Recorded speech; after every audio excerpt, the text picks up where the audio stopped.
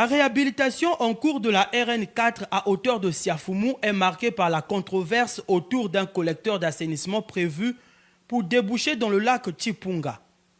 Le Premier ministre Anatole Koliné Makosso, refusant de s'en tenir au seul rapport technique, s'est rendu sur place à la tête d'une forte délégation composée des membres du gouvernement, du délégué général aux grands travaux, des responsables de la société en charge des travaux et des autorités municipales, afin d'évaluer la situation.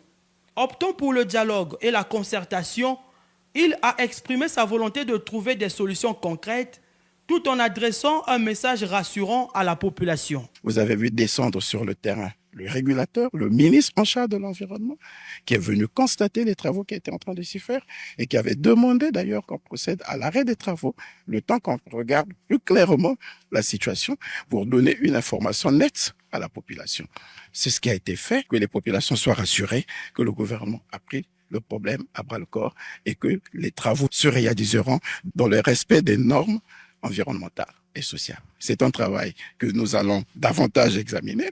S'il y a eu un audit d'impact environnemental à faire, on le fera. Dans le cadre de la valorisation du tourisme national, le gouvernement mise sur l'écotourisme et le lac Chipunga est intégré comme un site clé dans cette stratégie. Ce lac qui est bien inscrit dans le projet de société du président de la République, il suffit de le lire pour que vous compreniez quelle est la place que le président de la République accorde à la protection de ce patrimoine naturel. Et dans son projet de société, il cite nommément le lac Chipunga, comme il a cité Dimonica que nous avons visité hier.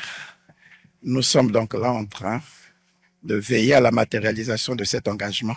Ce n'est pas le gouvernement qui travaille sous l'autorité du président de la République qui se permettra de venir polluer le lac ou détruire tout ce qu'il y a comme fondement cultuel et culturel et touristique de ce lac. Le séjour de travail du Premier ministre à Pointe-Noire et dans le Kwilu a été aussi marqué par sa visite du bateau britannique d'expédition SH Diana.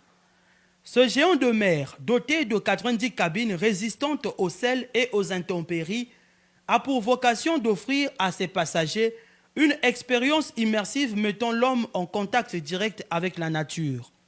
Ce choix, porté sur Pointe-Noire chaque année, contribue à valoriser